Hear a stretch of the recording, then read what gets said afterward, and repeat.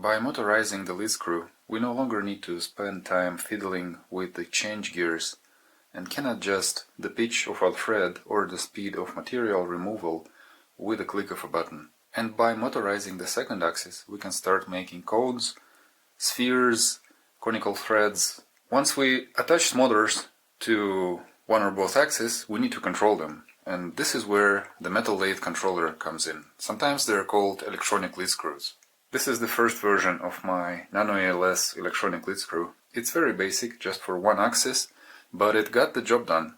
The second version had a much bigger and nicer screen and more functionality. However, it was still only for one axis. The third version of Nano ALS controller was never released because I quickly realized that I want to have more buttons available so that it's easier to input distances and the thread pitches.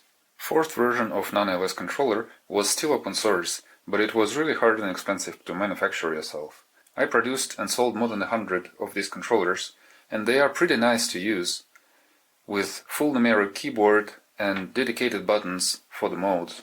However, it is pretty complex internally and it's hard to manufacture. In the fifth version, we have addressed all of the major issues. This controller is easy to manufacture at home, has a big bright touchscreen, has built-in Wi-Fi, supports external keyboard, which offers a lot of buttons that are high quality and reliable for a very low price. We have 3 axes in total. This is the main lead screw, this is the cross slide, and this axis you can use for any additional motorization. For each axis we have one terminal where the motor is connected. The second terminal is for the pulse encoder that allows moving the axis manually, and the third terminal is for magnetic scales, though support for them is not yet implemented in the code.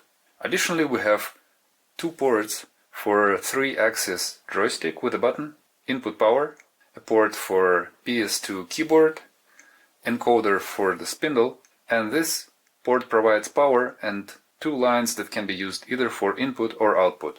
If you want to implement any additional logic or accessory, this port might come in handy for you. The largest and most expensive part of the controller is the Nextion touchscreen. It costs 67 euro and arrives in a cardboard box with a lid attached using 4 bolts. We're gonna need these 4 bolts, so we take them out, we remove the lid, and we disconnect the speaker. The connecting wire also comes with the display and it needs to be attached very carefully. Black ground line needs to be attached here to the ground, RX needs to be attached to the TX on the PCB, and TX here needs to be attached to RX on our PCB. And 5 volts of course goes to 5 volts. On the display there is also a slot for the SD card, which we will use to upload our user interface file. This cheap little PCB is what ties everything together. It connects our ESP32 controller, voltage translation boards, screen terminates on the PCB, our 15 terminal connectors are also connected to the PCB, as well as USB extension cord, which allows programming our system without disassembling the box. PCBs are cheap and easy to order. Just go to glcpcb.com and click Order Now button. Here we select the Gerber zip file available on GitHub. Parameters in the form are detected automatically. We can adjust the quantity, the color. I suggest going with green because it's the fastest one, and I also prefer to go with lead-free process. For shipping, I usually pick Global Standard Direct Line. Then I click Save to Cart, View Cart. Here we need to check the checkbox and change the shipping again. Clicking Secure Checkout, I would enter my address and then confirm that the shipping is correct. And as we can see, the total is just about 5 euros. If you're in the market, please check out the link in the description for a $30 coupon for new customers for 6-layer PCBs. Before you start handling the electronics, make sure that electrostatic discharge is not a problem.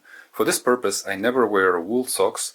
Instead, I wear cotton clothing, rubber shoes, touch the grounded piece of metal. Before we start assembling everything, we need to make sure that our controller is actually working. Connect it to computer using the COM port. Programming the controller for the first time is a little tricky, so please follow the instructions on GitHub. Here, at the top, I select the device that is plugged in. Within the file, I would update any settings. To upload, I would just click the upload button, and after a few minutes, it should upload. Now we take our 3D printed case and insert USB extension cord in it. Then we insert terminals into the case so that they would definitely fit into the PCB.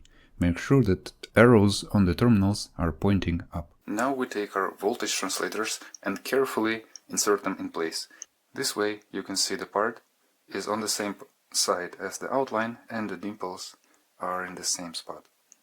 It helps to push the legs from the other side so that the part doesn't fall out.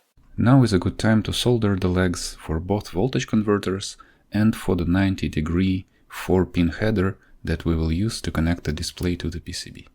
At this point, we can insert USB extension cord into ESP32 COM port and insert our PCB into the 3D printed case. Fix it in place with 4 M3 bolts, and it is a good time to solder the legs for ESP32. Now we can also solder the terminals to the PCB.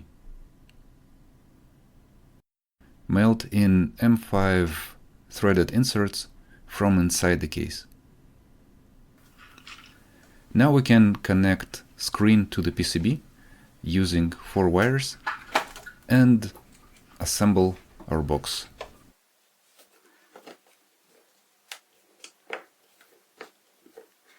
Upload screen file from GitHub to a microSD card and insert it into the screen. To help this process, we have a model for a little SD card insertion handle. Nextion screens have high startup current requirements, so we would not be able to power it using just the USB-C port. This is why I recommend using a 5V 2A power supply and powering the system using the dedicated power port.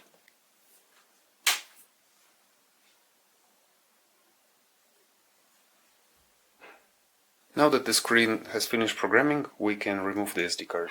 Once SD card is taken out and the power is back on, the system should start normally. On GitHub you can find a link to a PDF file, which you can print out on a regular printer. In the top row you can see the pin descriptions for these 3 terminals that control the axis motors. To wire a motor, we will take a cable that has 4 wires and an external shielding. Red wire and shielding go in the far left slot in the terminal. So we have 5V enable, direction and step. In the stepper motor driver, the wires go as following. 5V, which we have on the red wire and on the shielding, go into step plus, direction plus and enable plus. Enable from here goes into enable minus. Same for direction and step, they also go into direction and step minus. The wiring for spindle encoder and for axis encoders is the same, and it is shown in the second line. 5V goes into the left terminal, then ground, and then 2 signal lines. The shielding goes into the ground terminal. If encoder direction needs to be reversed, you can just swap the signal lines.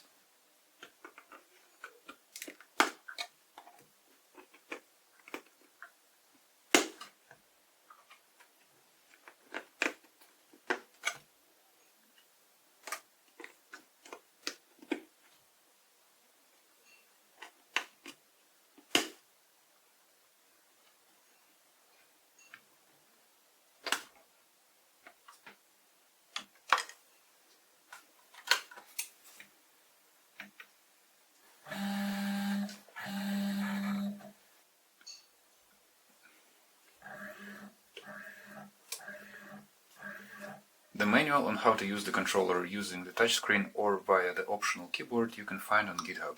At the top left you can find the state of the controller. Right now it is off, which means that turning the spindle doesn't move the axis. You can see the current mode. We are in the gearbox mode. If we turn it on, the Z-axis will be moving according to the spindle movement. We can also switch to a different mode. This is automated turning, automated facing, manual cones, automated cutoff, automated thread, including cone thread and multipass thread, an ellipse or a sphere, G-code mode, and asynchronous movement of the Z-axis left and right regardless of the spindle action. If you like this controller, please give this video a thumbs up. Thanks for watching and see you next time.